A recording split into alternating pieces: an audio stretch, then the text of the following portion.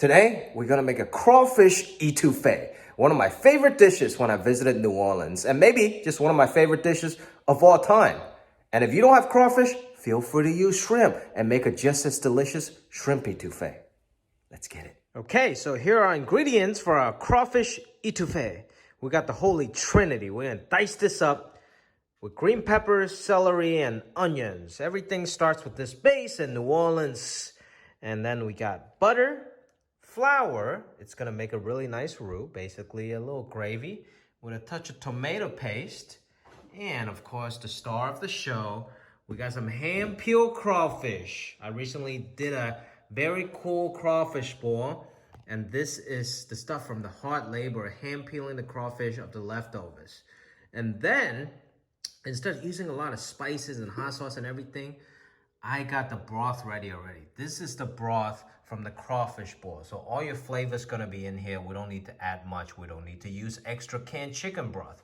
So here you have it, crawfish etouffee. Now you got your Holy Trinity. You got diced onions, green peppers, and celery. I was actually gonna get real fancy and put it in these individual bowls, but you know what? I'm just gonna leave it here and just slide it right into the pan. Non-stick pan, a lot of people like to use a stainless steel. It's more resistance, but we're not gonna whisk the roux today because I don't have a whisk. So what I'm gonna do, I'm gonna use a pair of chopsticks and break it all down. Now, the real OGs would only cook with chopsticks. The trick is, I guess you want equal part butter and equal part flour. So if you put a little more butter, just put a little more flour, but it never hurts to get a little butter going. Oh, sorry, I said I was gonna use all chopsticks. Go. I'm gonna put a Holy Trinity in. Celery, bell pepper, and onions. Usually you want like equal parts of everything, but you always end up with a little more onion a lot of times, so I don't mind it. So let's stir that around. It's already smelling so good. Turn the heat up a little bit, stir it around. Give it about 3 minutes, 4 minutes. All right, so now this Holy Trinity is getting cooked down. It's getting all soft and all sauteed in that beautiful butter. It's delicious. This is already a dish. Now, we want to add that equal parts of flour in there. And this is going to make our roux. So, a lot of people use a whisk, right? I'm just going to use my chopstick because I'm OG and I don't have every kitchen tool in this kitchen. You see how the sauce is starting to thicken. Now, you want to cook every bit of that flour. You don't want any raw flour taste. So you let it cook, let it cook, let it cook until the flour and the butter gets a little brown. So now let it soak up that butter. That's nice. Okay, now you see it's been about a minute or two. It's getting a little chunky. You're starting to get some color into this Holy Trinity mixed with that flour and butter. Our roux, our base of this dish. I'm very excited about this. It's starting to smell real good and it's gonna congeal really well with the sauce. So what I'm gonna do now, I got just a can of tomato paste. You can use fresh tomato, tomato sauce, diced tomato from a can. So tomato paste is pretty concentrated, so I'm only gonna take, without the lid, just about the spoonful. Give it a little color. But don't worry, all our spices and seasoning is gonna come in this broth when I made crawfish bowl. So now you mix in this. Okay, so now the tomato sauce, the Holy Trinity, the roux has been cooked down a little bit. We got a really nice base for our etouffee sauce. And now with this heated broth, now this has all the Zatarain's seasonings and all the crawfish boil seasoning in it. So you already have that heat. You don't need to go buy chicken broth. This is crawfish boil stock. So we're gonna just put one ladle on it so far. Let it melt. And we just eyeball this, okay? We got a good amount of stuff going on. This already smells like so seafoody, so crawfishy, so crabby. It smells delicious. Now, you see, that's still really thick, right? So now, let's add another ladle. See, the flour is gonna thicken all of it, and that's the beauty of this sauce. You just keep mixing it down until you get to your right consistency. Some people might like it thicker. Some people might like it more watery. Oh my God. You see that orange color? This is the etouffee color that you want. Now, if you don't have this beautiful crawfish broth, you can feel free to use chicken stock, use shrimp stock, anything like that. Or you can even just use water. But this stock is just a better version of water. And this is about the consistency I like. It's a gravy consistency. Now it's on low heat. I'm gonna dump in all of my beautiful crawfish that it took me so long to hand peel. All of that. Oh, come on now.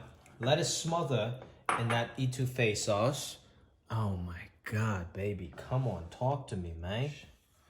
This looks wonderful. Look at that little piece right here. I told you the whole time, all we used was a pair of chopsticks. It really does everything for you. Just let it simmer on low heat for a minute. And you know what? Since we're here, we're gonna give it a little color, a little extra fresh flavor with some fresh parsley right now. Come on now. Come on. Bam! And bam! Emeril Lagasse ain't got nothing on this, baby. Oh my goodness. This is a crawfish etouffee, people. Oh my God, I can just smell it right now. Oh. And now it is time to plate our etouffee. Of course, you want some rice here. Nice fluffy rice. And look at this, man. Look at that etouffee. This is about 2, maybe even 3 portions. We're gonna do some of it on here. Oh my God, guys. Oh, that's it. Don't skimp on the crawfish. Completely smothering the rice. And we're just gonna add a little bit of parsley on top. And that's it, guys. That is your shrimp or crawfish etouffee.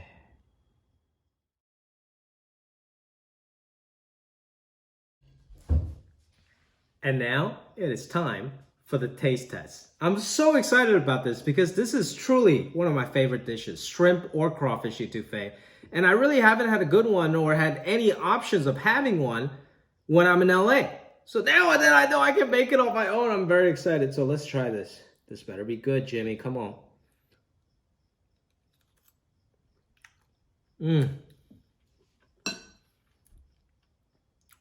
Come on. How can this not be good?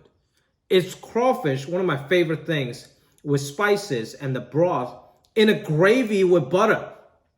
You can't beat that. And of course, you need a little bit of Crystal Palace.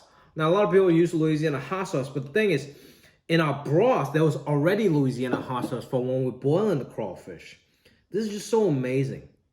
Oh my God. It's so like a heartwarming.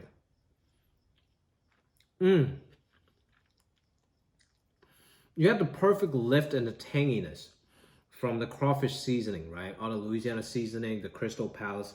You got the freshness from the parsley, but really, it's the gravy, the little bit of roux, the butter mixed with flour.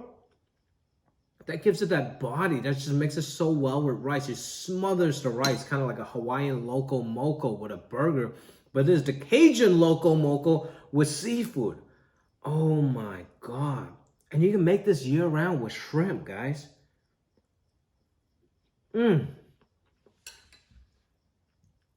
Crawfish etouffee. We did it, guys. We really did it. Oh my God.